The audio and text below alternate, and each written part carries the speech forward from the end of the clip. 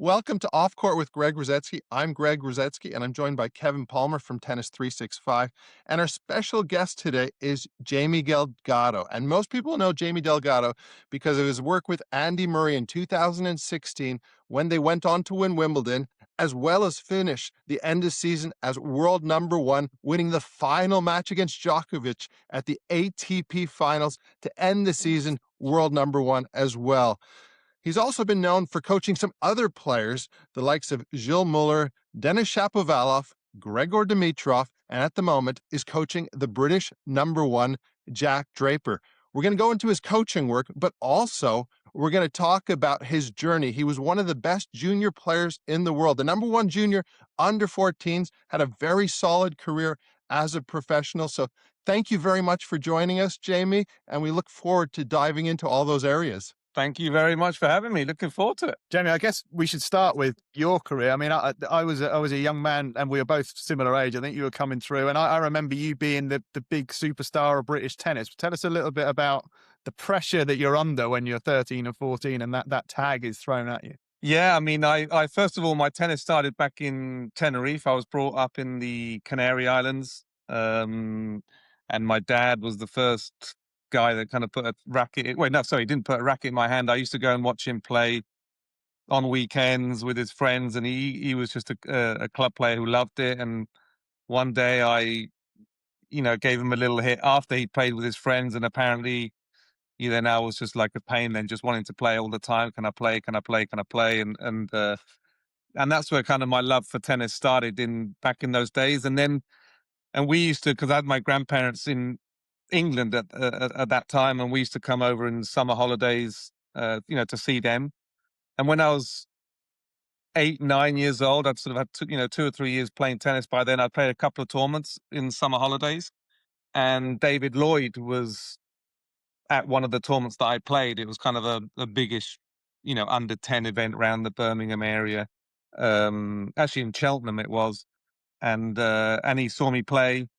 And kind of went up to my mum straight after having watched this match, randomly, by the way, because another parents of another player had asked David to see their child, and then he came up to my mum and invited us down for a little trial. Is this new squad that turned out to be the Slater squad, which Tim Henman was on, and and then about a year later, I'd moved from Tenerife to come and live in England.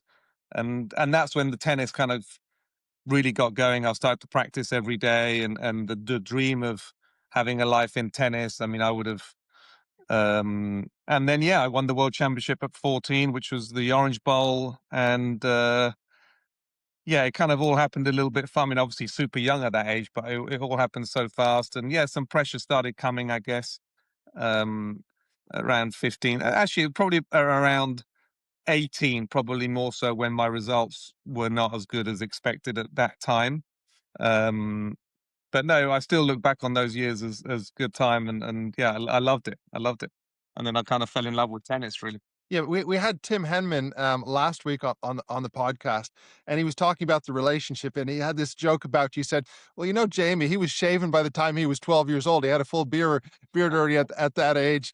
I was like the practice partner for him because Tim was 3 years older than you, and you were the one who was feted to be the next big thing in tennis." And I remember Steve Shore said to Tim, "I don't think a pro career is good for you. I'm going to put all my eggs in the basket of Jamie Delgado."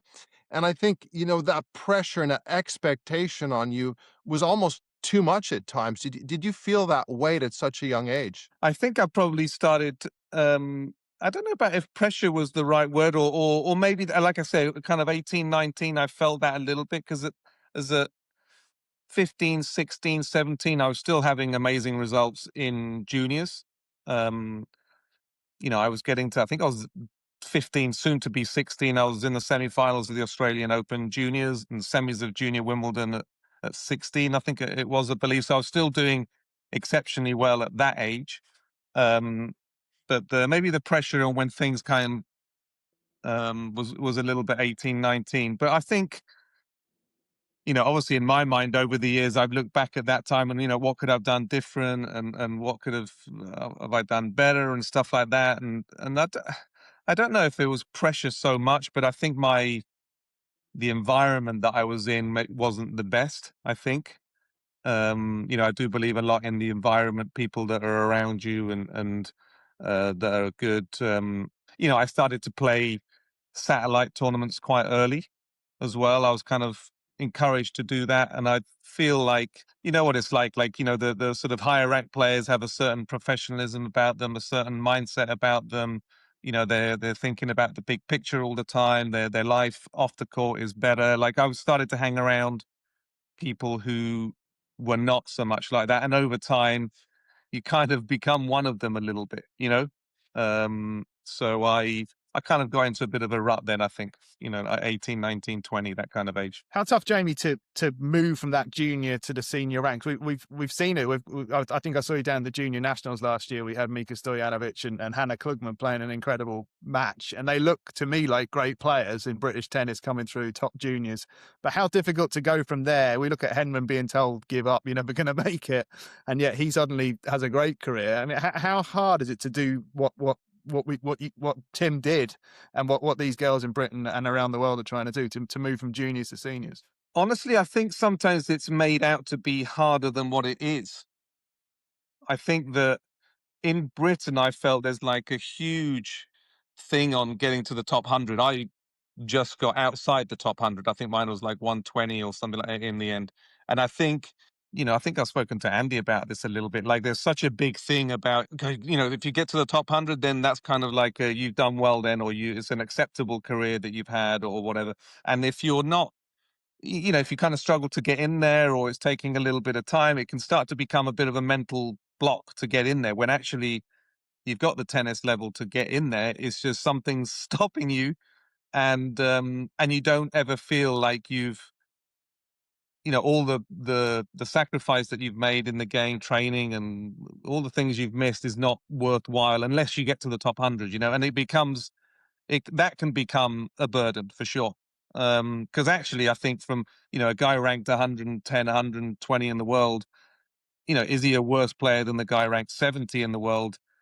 I don't think so. It's just more of a mindset thing, I think. And I think that happened to me a little bit, and other British players as well. I think there's too much emphasis put on to getting into the top 100. Just keep improving your game, keep playing. Thinking that's when it's important to have good people around you that are still focusing on improving your game. What how can you go about your day-to-day goals of getting involved in the process of what a lot of players talk about. And I think that's stopped a little bit. And it was just all too much about top 100, and it was like getting, and then I think one time I played Nicolas Lepenti at Wimbledon, and actually it was a killer match for me. I believe I was around 120 at that time. And I played him in the first round, and I had 5 match points and lost. I lost 7-5 in the 5th, and I would have played Barry Cowan in the second round, which, Barry, I usually beat Barry. I'm not saying I definitely would have beat him that day, but or if I'd have played him there, but if I'd have gone on to beat him as well, that would have got me into the top 100, which then would have put me into the main draw of the US Open. And then, maybe things can get going from there. But I lost that match. And, a couple of months later, I was back at 200. And then it's like a huge hill to climb again. And then it kind of gets in your head a little bit then, and it gets harder. I look at also your career, after turning pro, you have one of the records, which is quite amazing at Wimbledon. I think it's 23 years in a row you've played at the Wimbledon Championships, and that's the most of anybody. So that's one thing to be very proud of, is your consistency. And then I wanted you to look back at your professional career, and what was your biggest highlight when you were a professional, or the event you enjoyed the most, or where you felt you played your best tennis? It was, I was, like I said, obviously when I got into seniors, I had, little sporadic moments where I'd play. I mean, actually that match, not that it was a highlight at all, but I started playing certain matches like the Lepenti one. For me personally, it was a Davis Cup, just one match, because my worst experience ever on a tennis court that was in a Davis Cup match against Zimbabwe at Crystal Palace. Actually, the Grig you were supposed to play in, and you were injured. And so, yeah, it's your fault that this ever happened. But you got injured. Tim was injured. And I ended up playing. I don't know if you remember this. I played in that tie. Petra's in the team. Andrew Richardson was in the team. It was when David Lloyd was the captain. Yeah, I remember it. It was awful. I mean, it was awful. It was my first, a week before the tie. I wasn't even in the squad, and then I was playing, and I played. That time I think I was young. I was 250 in the world ish, something like that, and I played Byron Black, who was like 30 in the world. He was a great solid pro, wouldn't miss any balls, like he wouldn't give you anything. You had to earn your points, and it turned out to be a horrific experience. I played awful. I think I lost love and two, and it kind of affected my confidence anytime I played on a big court or a big situation again. I could never get rid of just playing and relaxing and just playing my game. It was kind of such a bad experience for me that it affected me when I played at Wimbledon later on, or if I played on the center court or wherever. And I then so like I say, it was awful. And then a couple of years I got to play Byron again, and it was in Chennai, which was before Australia. So small tournament, let's say. That for me personally, that was, and I beat him. And I remember playing him, and I was like, oh, I can't, that experience, I can't let this happen again. And I was kind of panicking and getting stressed. And I played a really good match and beat him.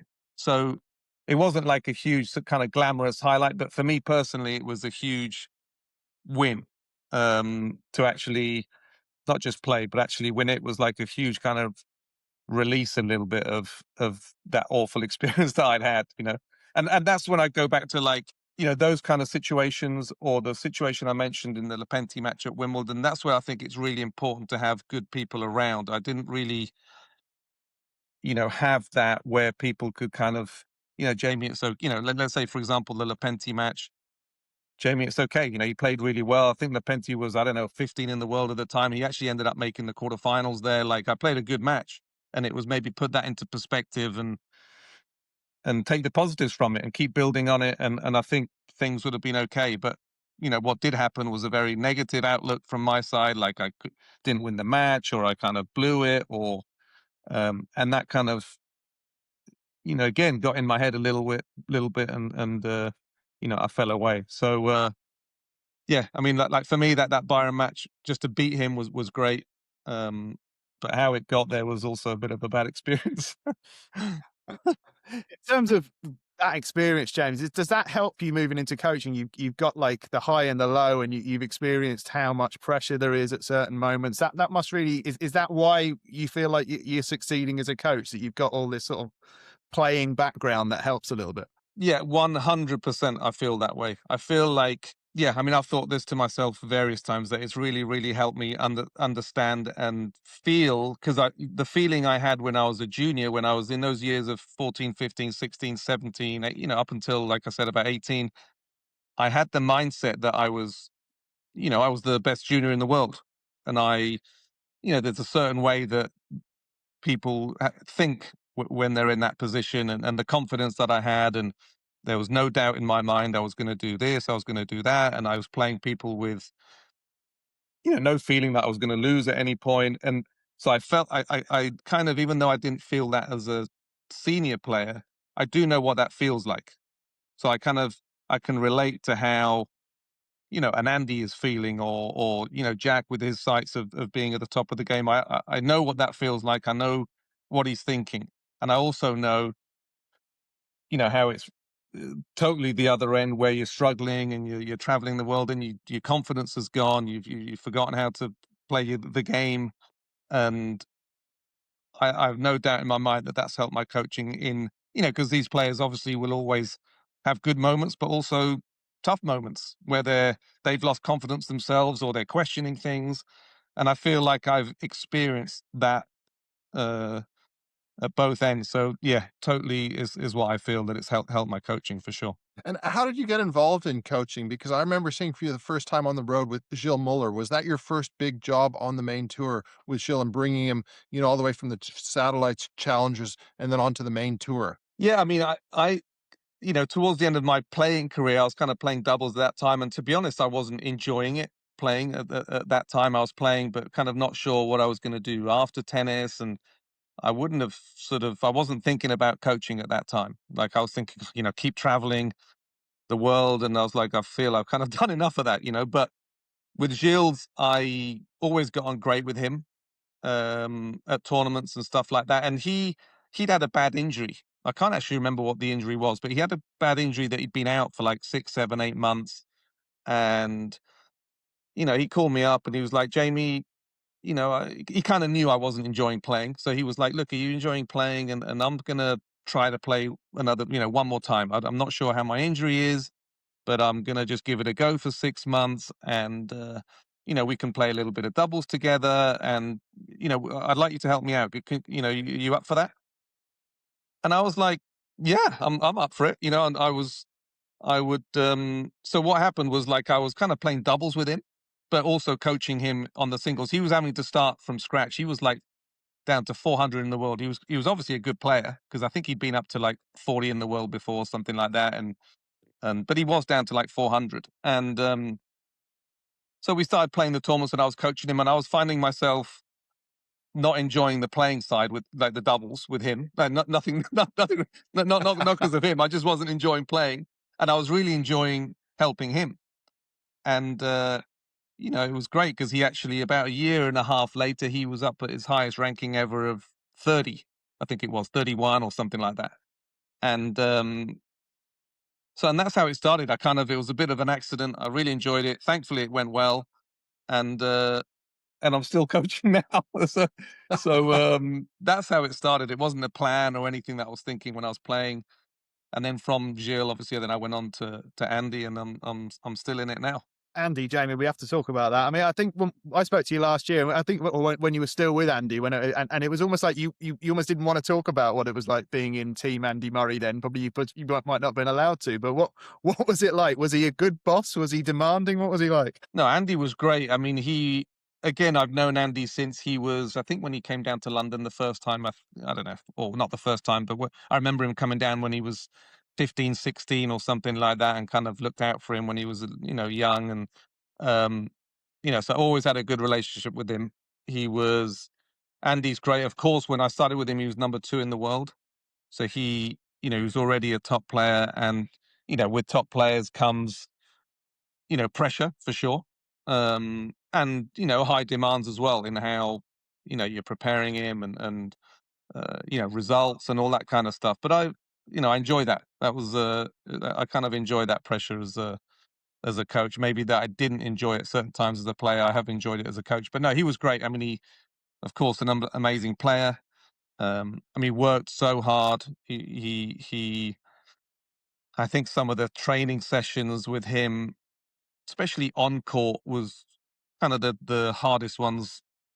The way he pushed himself was kind of more than anyone. I felt. I mean, there's a lot of players that push themselves extremely hard physically, but I don't think I've ever seen it quite as his level.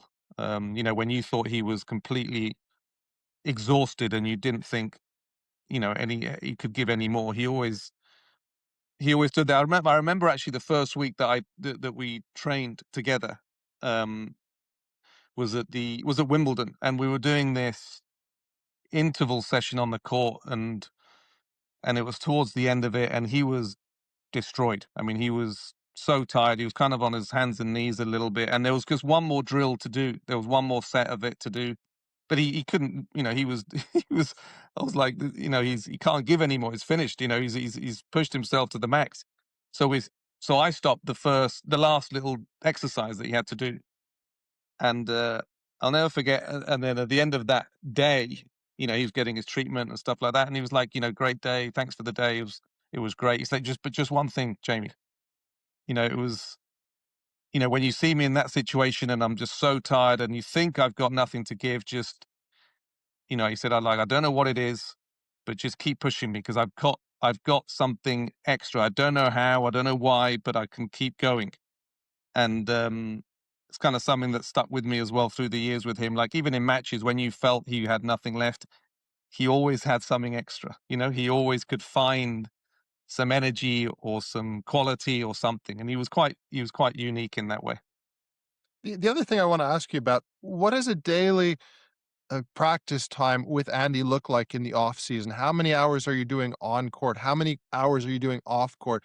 How many sets is he playing before he'd get ready for the Australian Open? Like I talked to Ivan Lubitsch and he was like, Federer has to play 15 sets.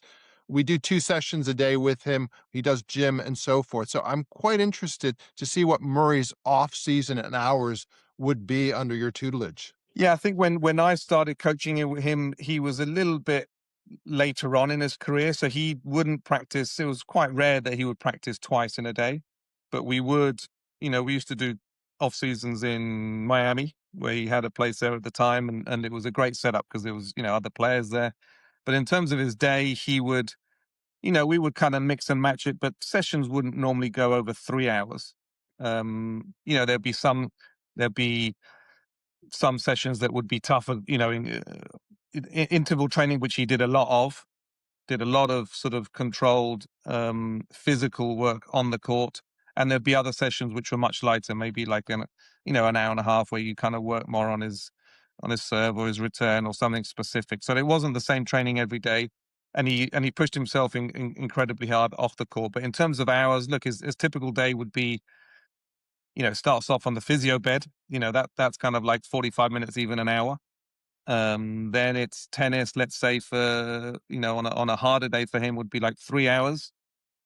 And then he's in the gym again in the afternoon for another kind of hour and a half, and then treatment again. So yeah, when you play twice a day, it makes your days a lot longer, but he didn't do that. He was, he would do, longer sessions, especially or longer than 3 hours sometimes, leading up to Grand Slams when you clearly need to be on the court for a while. But no, it wasn't 2 sessions a day with him really. But I've got to say his intensity on the court was amazing. Especially when it became like a physical session, like a 2 cross court 1 line or 1 cross court 1 line, stuff like that. Yeah, the level he brought, the intensity he brought, I kind of never, in all my time with him, I never saw him not give 100% in those kind of sessions. It was incredible. Yeah, and that year where you started with him in 2016, I mean, that must have been the most incredible year of your life. He goes on to win Wimbledon. Can you run us through that experience of being on a winning team, winning a major, and winning the Holy Grail for any British player, winning Wimbledon for a second time in 2016? Yeah, the whole year was incredible. I mean, I've got to say, at the end of the year, I was I was dead. I don't know. He was clearly dead, but I was dead. Like the stress of it, the pressure of it, how tense it was towards the end of the season was, when at that point it was kind of chasing the number 1, which he got to finally, and then it was to kind of try and finish number 1 in that final match with Novak at the ATP Finals. I mean, after that, it was like, like I needed it. I needed a holiday after that, let alone him. But Wimbledon, he'd already won it once pre me for the first time, so.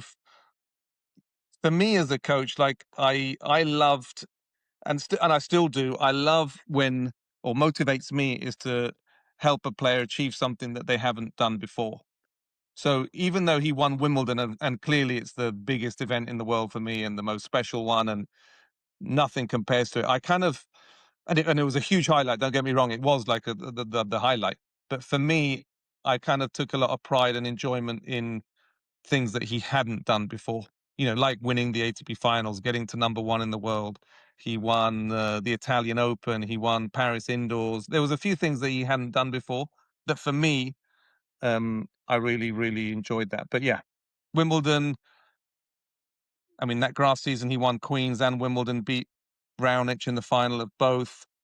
Yeah, he was playing really well because we'd done the clay court season that year, and I felt like, I think sort of Tim talked about this as well a lot, like a lot of the preparation for the grass season was done on the clay, where points are harder to win.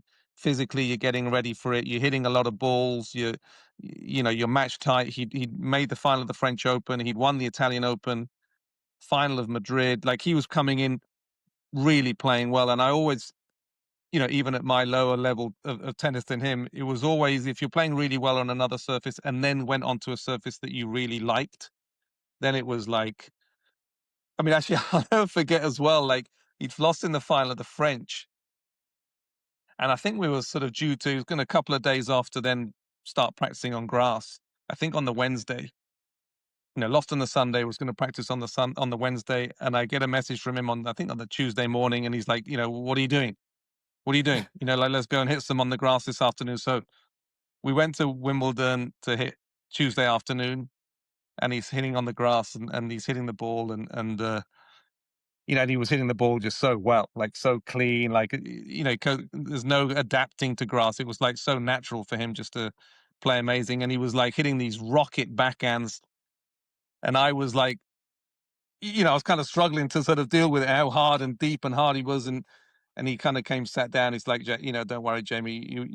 He said like, you won't be the only one struggling with that shot in the next few weeks. Don't worry about that, But Yeah, but the thing which I find amazing with Murray is, I've had a few practice sessions with him, when he was at the peak of his powers, as well as practice sessions with some of the younger players coming up. How hard he hits the ball in practice, it's a joke. It's almost like an extra 20 to 40% harder than it is during a match. Did you get that feeling?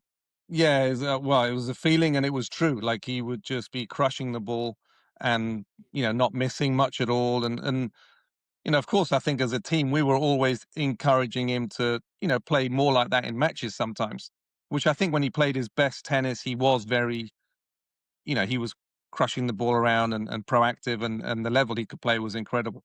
But I think, that was one thing. And then and a second thing, obviously, when you practice at that intensity and at that speed and level, when he came to play matches, it felt easier for him. Even if he didn't hit the ball quite as hard in the matches, it was at a pace that was easy for him to maintain. And, because he'd been playing at a much faster speed in practice. Um, so I think there was, two things to that, but definitely or he was playing opponents that, weren't putting him under enough stress. So I think, playing the matches was almost easier for him than those training sessions that you're talking about. Yeah, it was crazy Don't how he used to hit the ball. I mean, we want yeah, it was beautiful to watch. It was. we want to move on to the other players you work with, but just finally on Andy, how tough was that? The end part, it kind of was elongated, wasn't it? We were all the media were asking when's he going to retire, as they're doing with Novak now. But there was a few times when he nearly retired before it actually happened. Was it tough for you guys in the team to be around him when it was getting so difficult? I wasn't actually part of the team the last, I think, sort of The last 18 bit, months yeah. or so. So I wasn't there right at the end. I mean, by the time that I finished with him, he'd already had his hip surgery. Um, and things were clearly getting tougher at that point.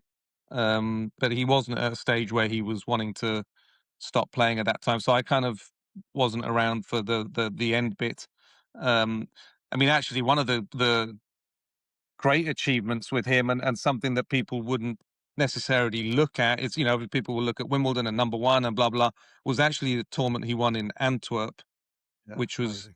about 9 months, I believe it was like 8 or 9 months after he'd had the hip resurfacing, which is incredible. It was something that he was told, we were told, he was told, that maybe could never play singles again at all, because there was no suggestion there was no example before him to show that. And then he won a tour event within 8 or 9 months. Was incredible. I'm not sure that's going to happen anytime soon again. Right. I think you've got to have this sort of mindset where you're like willing to go through pain and just push through. And that's what you've talked about in those practice sessions. And that's what made Andy so special, because I remember seeing him even as a youngster. He had that mental fortitude and that just resilience that is very, very difficult to find. He is a very special, special player. But we want to move on to the other players you worked with, because after you finished with Andy, you moved on very briefly with Denis Shapovalov, which I think you did a great job because he beat Zverev in Australia, made the quarters.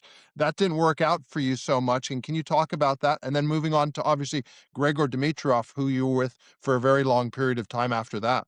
Yeah, Dennis kind of happened. I was only with him 3 or 4 months. I think up until the end of Miami time, we started in the December in the off season, and yeah, it was a strange one, really. Great relationship with Dennis, and still do. Excellent player, and think he did win the part of winning the ATP Cup at the time. Then he made the quarterfinals in Australian Open, semis in Dubai. He was like top 10. I think he was about like 9 or 10 in the race.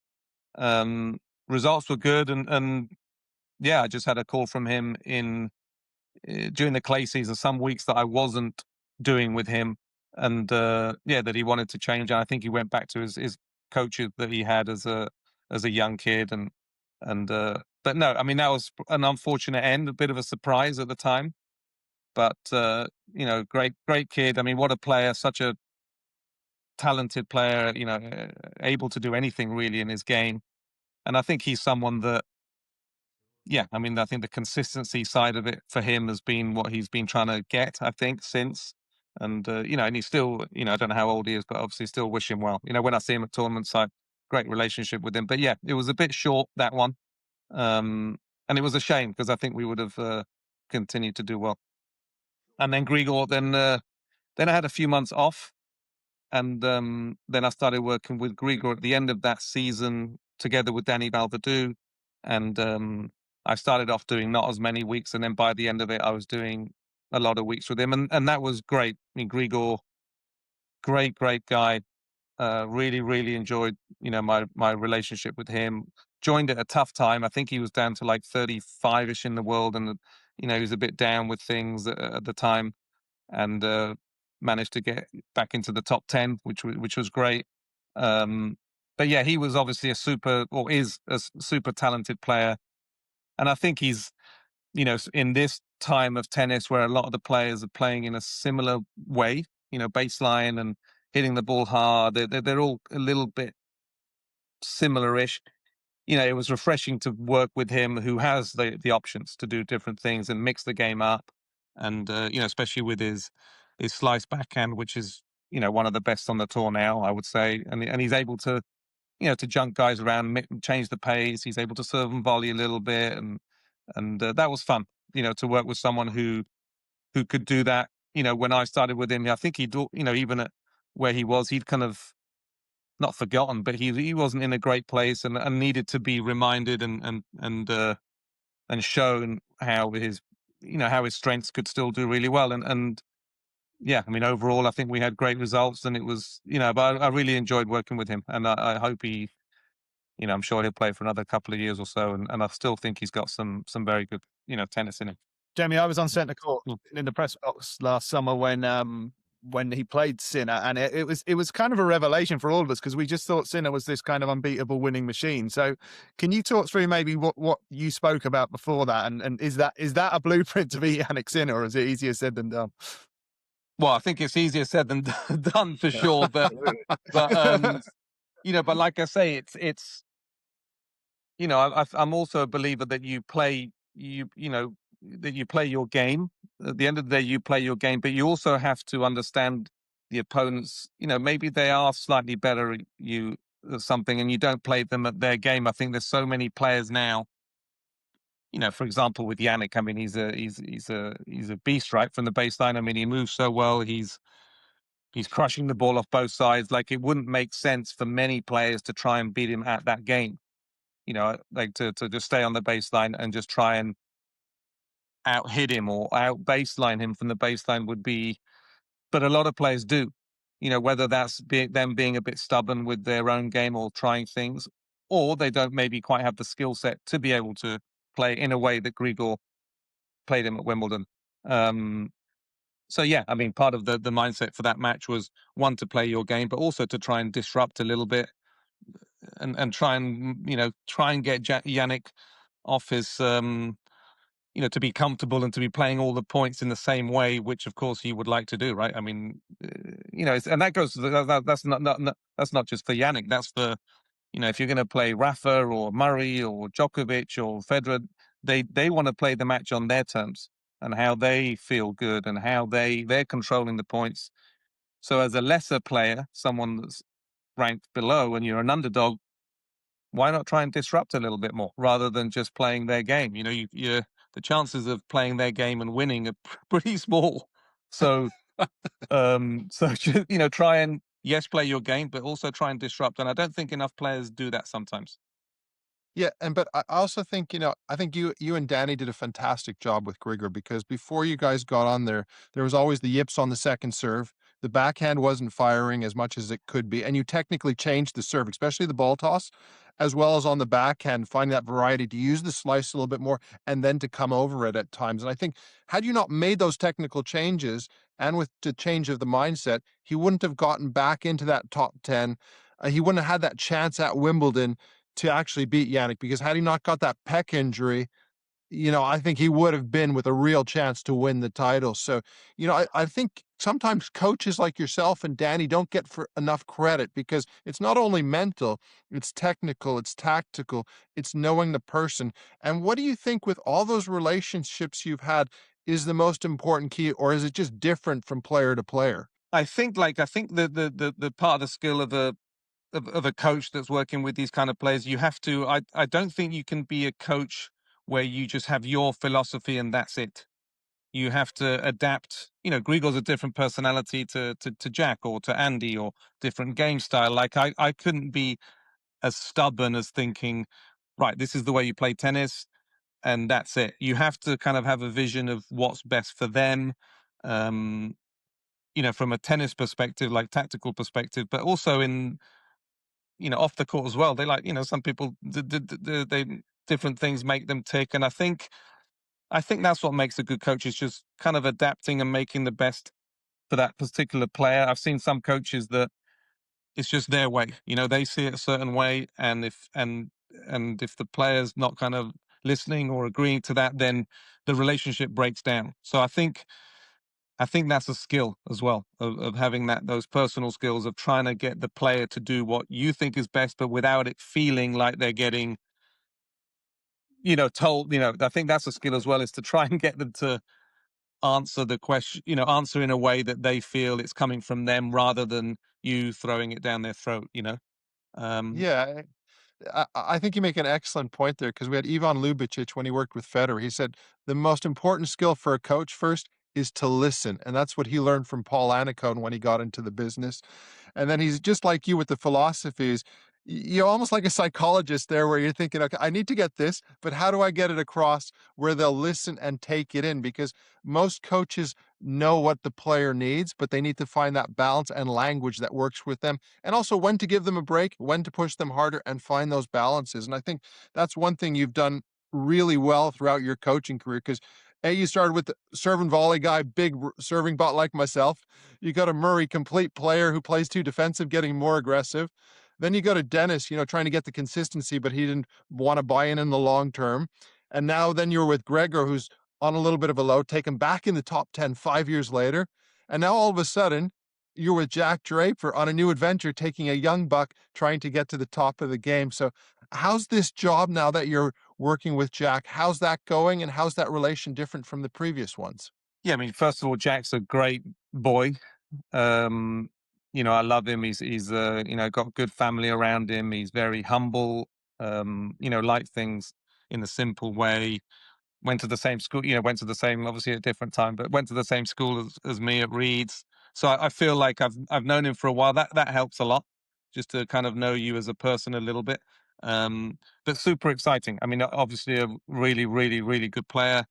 I see someone who's really hungry as well. His mindset is there to try and win the big things and challenge these top two guys that are there right now. He's not someone who's, happy where he's at. He wants to keep getting better. So it's, for a coach, there's so many things that excite you, right? I mean, there's, because you can get players.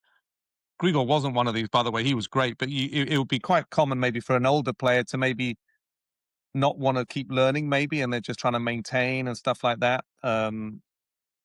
So Jack, I'm getting him as early-ish part of his career. So for me, that's great, because I can see areas that he can improve, and I can feel that he really wants to do it as well. So no, super exciting. Let's see how it goes. I mean, he's physically, he's obviously grown a lot in the last few years.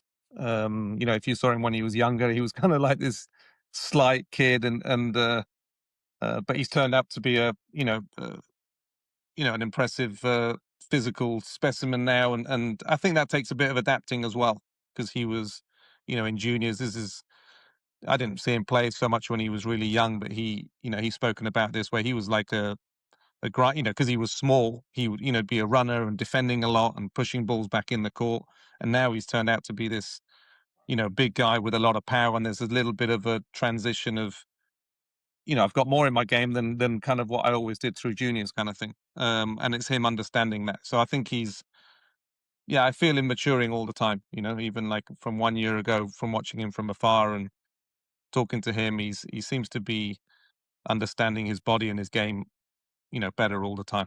Jamie, this time last year, he beat Carlos at Indian Wells. And I remember at the time, Carlos was kind of almost came out in the press conference and said he didn't like playing Jack Draper, which was kind of, I don't think he's ever said that about anybody else. So that kind of shows you where Jack is in the pecking order, so to speak. He's kind of the next cab off the rank, if you like, for the top two. Do you feel that? Do you feel he's the one guy that can really challenge them? Yeah, I think so. For sure he can. I mean, there's a few guys that will feel the same way, but he's definitely one of them. And like I say, those guys like Carlos and Jannik and all these top players, they like to have matches in their control.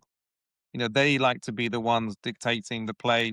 And like I say, feeling in control. And when you play Jack, I don't think it's quite that way, because he can serve so well. He's got power to sort of out hit players, even those kind of guys. If he connects on the ball and he's really playing well, of course he has to be playing well, but he's got the tools to disrupt them. Some guys will, of course, try and be dictating against them, but they won't have the firepower to really hurt them. Jack does have that. Of course, you got to put it together, and there's a lot of things that go with that. But he does have tools to take the racket out of their hand in a certain, in a way. If he's, he can hit the ball big from the back, and he can, on his day, he can serve really well as well, which is, of course, frustrating for, not for Carlos. That's frustrating for anyone. Greg will tell you about that. But but yeah, it's because they don't feel they're getting as many hits at the ball as they normally would. So it's frustrating for them. Yeah, for sure. But also, Jack's got a fascinating game, because I think what people don't talk about is how brilliant his return of service.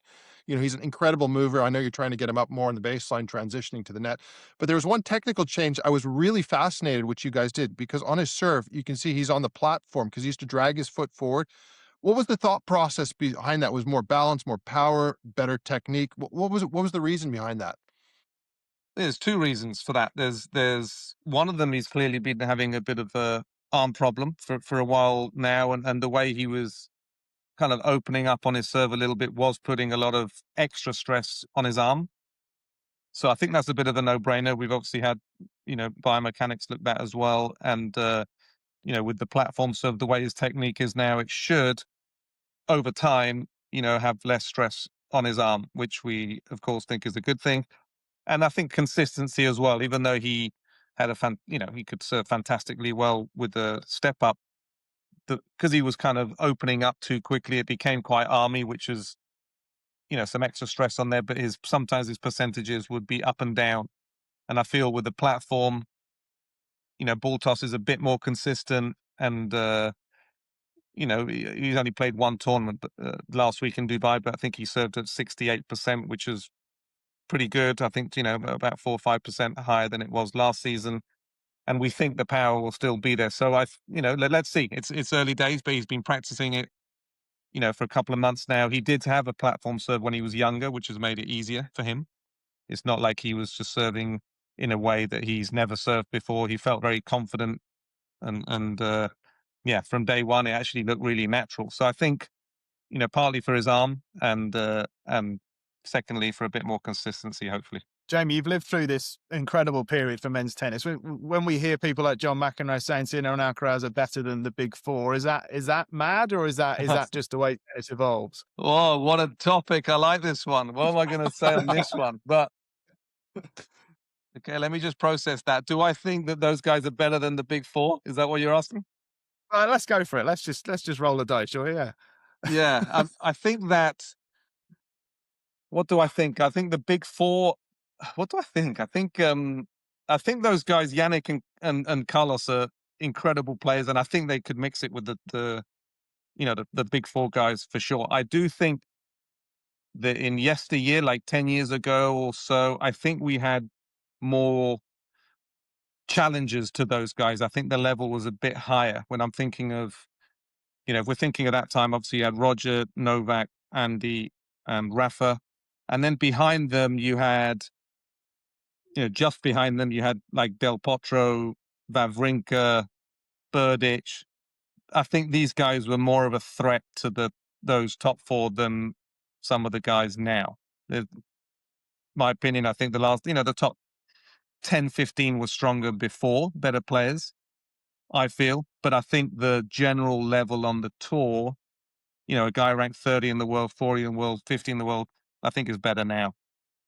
So I think there's, I can say that from a coach's perspective, the last few years with Grigor, or I'll have that feeling with Jack or whoever, every match is really difficult. I kind of feel that my player has to be on it. If he's a little bit off it, he's not quite playing quite as well, or his focus is not quite there, or he's not moving quite as well as he should be. Every match is super tough, where I don't know if, 10, 15 years ago, I think sometimes the first round for the top guys was a bit more of a stroll in the park, I feel. So I think in the earlier rounds, you've got to be on it now. There's no question about it. But I think come quarters and semis, I think there was more danger and a bit more quality before. No, I kind of agree with you on that statement. I would say that, but also we've got to look at the age group of these youngsters coming up as well. You've got Shelton, who's very young. You've got Jack, who was in the mix before he had that 6-7 months off.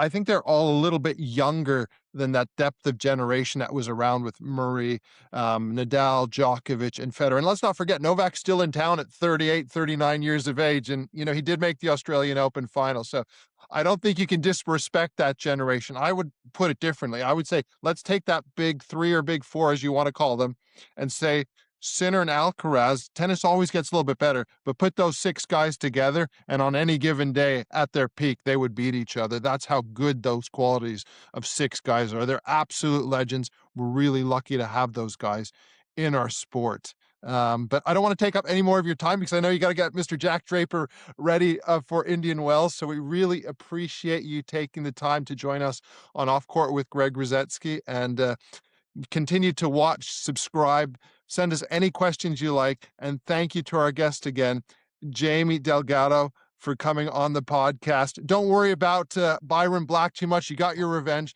and you're one of the best coaches in the business. So thanks so much for joining us. Cheers, Thank you, guys. I Jen. really appreciate it. Great fun. Thank you very much for having me.